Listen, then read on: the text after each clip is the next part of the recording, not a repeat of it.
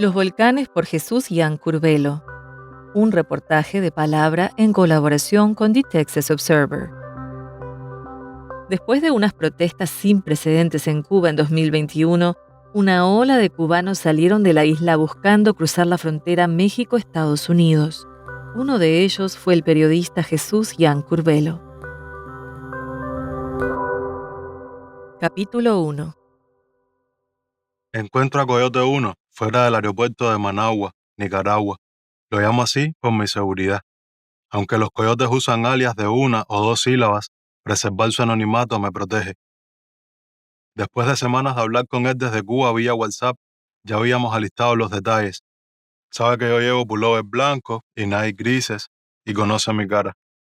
Los coyotes son los jefes del lucrativo negocio del tráfico humano.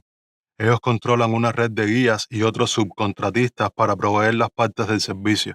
En cada país, un coyote nuevo. En su carro, mientras cuenta el fajo de dólares que acabo de darle hasta 1.200, Coyote 1 me advierte: no tienes que volver a pagar hasta Guatemala. Trato de guardarme el resto del dinero en la plantilla del zapato. Quiero asegurarlo. Ahorré una parte durante años y lo demás lo pedí prestado. Vas a mojarte los pies, dice Coyote 1 sonriendo. Busca otro escondite. Me da una tarjeta SIM local, me sube a un Toyota plateado y no lo veré más. Las 7 horas siguientes son de carretera hasta Jalapa, una ciudad en el norte de Nicaragua, cerca de la frontera con Honduras. Es 1 de octubre de 2022 y voy rumbo a ser uno de los casi 30.000 cubanos que atravesarán la frontera sur de Estados Unidos este mes. Imagina que te duermes, te despiertas y es de noche. Ves casas y luego todo se convierte en monte, casas y monte. Cuanto más lejos de Managua, más pobreza. Rezas porque la travesía entera sea así de fácil. Otra vez te duermes, te despiertas para cambiar de carro, vas a Zombie, las 10:27 p.m. El nuevo chofer, a quien no ves bien, te enseña tu foto en su celular. Nunca te montes con nadie que no tenga tu foto, me aconseja. Voy comprimido en el asiento trasero, ni calculo entre cuántas personas. El estéreo intercala trap con narcocorridos. Periodista al fin, anoto en el celular todo lo que veo, por si luego puedo escribir sobre esto. Algunos de los migrantes que van conmigo lucen tranquilos. Yo no. Yo había visitado Miami y más o menos entendí cómo funciona el capitalismo. En 2019 fui invitado a un evento de periodismo y todo el mundo en la isla me aconsejó que me quedara en Estados Unidos. Pero ese monstruo de sistema usurero me empequeñeció tanto en 2 semanas que salí huyendo. De vuelta en La Habana, la seguridad del Estado, Organización Cubana Militar de Contrainteligencia y Represión, me acorraló y me amenazó tanto que también salió huyendo. Tampoco es que yo fuera una amenaza, desde mi punto de vista. Lo mejor de mi vida era pasarme semanas buscando historias en el monte, entrevistando gente, tratando de vivir lo que viven otros para luego contarlo en medios cubanos independientes. Aparte de eso, no hacía más que comer y dormir. Pero en Cuba le han declarado la guerra a la prensa independiente y llegó un punto en el que empecé a sentir miedo de salir a la calle, miedo a que algún militar me persiguiera disfrazado de civil. Entonces me escapo por Nicaragua, rumbo a Dallas, Texas, a casa de mi padre.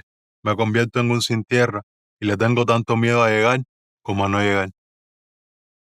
Con el brazo estirado buscando señal, un cubano videollamaba a su novia.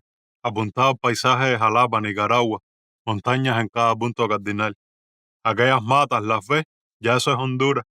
Éramos 8 cubanos detrás de una reja en aquella casa selvática el día después de mi llegada a Managua. Estaba esperando que sonara mi disparo de salida. El cubano de la videollamada también esperaba el suyo. En sus 36 años de vida, su único avión fue el de La Habana a Managua. Estaba ansioso por llegar a Miami. No tuve que preguntar por qué. Nos inyectaron la idea de que Den empieza con E por Estados Unidos, el jardín donde se cumplen los sueños, el carro deportivo, los billetes de 100, las leyes supremas, el Capitán América, y en la otra costa, Cuba, primitiva, en crisis desde hace décadas, diseñada para atraparte en una rueda asfixiante. Pan, transporte, corriente eléctrica, un búcaro, internet, optimismo, lo que sea, en Cuba no hay. Pero lo necesitas, y en lo que te esfuerzas por conseguirlo, se te consume la vida. Los últimos días antes de salir de Cuba, mientras el cubano de 36 años remataba los detalles de su viaje, se convenció de que, si no salía, se iba a hundir con país y todo. Unos días antes de que llegáramos a Managua, el huracán Ian había tocado tierra en el extremo occidental de la isla, con vientos sostenidos de encima de 200 kilómetros, 124 millas por hora. La prensa local reportó entonces 3 muertes y pérdidas de cultivos, techos y cosas que al cubano de 36 años no le importaron. El punto de aparte a su vida en Cuba lo puso el sistema eléctrico nacional, cuando colapsó y apagó el país de una punta a otra. Los calderos se oían en el aeropuerto, me dijo riéndose, al contarme sobre la gente que hacía ruido con ollas protestando. El año anterior a nuestro viaje, el 11 de julio de 2021, había estallado una protesta masiva por primera vez en los 62 años de la revolución de Fidel Castro. El país quedó paralizado, el pueblo exigiendo libertad y comida, el ejército en la calle. Una vez controlado el estallido, cuando sonaban sirenas, la gente miraba por las persianas a ver si estaban reprimiendo nuevas manifestaciones. Así se vivía, esperando el chispazo. Se percibía el constante hervidero de conspiraciones, hambre y cansancio, en las interminables colas que se formaban en las tiendas, en las interminables colas que se formaban en las paradas de ómnibus, en las interminables colas que se formaban en las salas de espera de los hospitales. Un sopor infeliz, pero en susurros. La mayoría seguía enfocada en mantenerse con vida, hablar bajito, bajar la cabeza, y de pronto todos estaban yéndose. Daba la sensación de que los políticos y los militares acabarían mandándose entre ellos. ¿Por qué Nicaragua? Porque en noviembre de 2021, 4 meses después del estallido, el gobierno de Daniel Ortega aprobó el libre visado para los cubanos. Los pasajes La Habana-Managua se encarecieron y la frase ir a ver los volcanes se convirtió en sinónimo de éxodo. Cualquiera que tuviera familia afuera, algo que vender o un prestamista, volaba a Managua para emprender una huida de 4.000 kilómetros hacia Estados Unidos. Estoy seguro de que cada cubano dentro de la isla conoce al menos a uno que se fue a ver los volcanes. Se fue demasiada gente. En el año fiscal 2019, antes de la apertura de Nicaragua, 21.499 cubanos entraron a Estados Unidos a través de la frontera con México. Pero ya con el visado libre de Nicaragua, en el año fiscal 2022 el número se multiplicó por 10. 224.607 cubanos llegaron a ese país, el 98% de ellos a través de la frontera sur. ¿Por qué hacia Estados Unidos? Porque desde la Guerra Fría, el gobierno de ese país ha otorgado privilegios a los migrantes cubanos. La Ley de Ajuste Cubano de 1966 permite a quienes logran entrar a suelo norteamericano aplicar a la residencia un año más tarde. Para inmigrantes de otras nacionalidades, el proceso es mucho más lento y difícil, o imposible.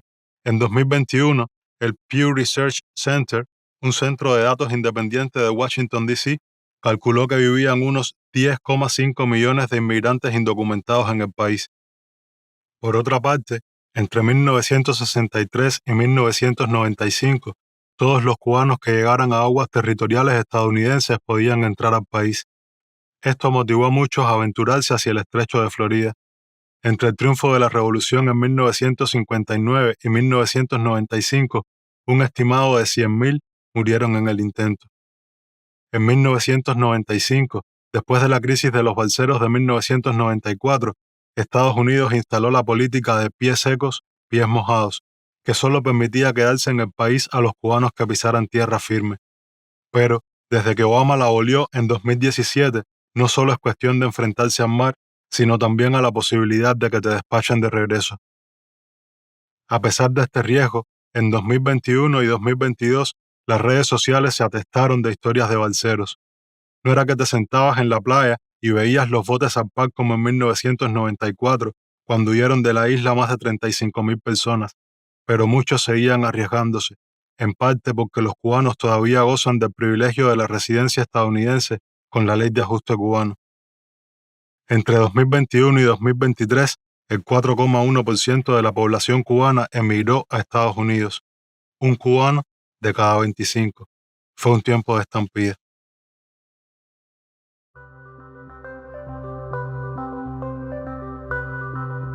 Escucha el capítulo 2 de esta crónica en la página de YouTube de Palabra. Este reportaje fue escrito y leído por Jesús Ian Curvelo y fue editado por Ligia Navarro.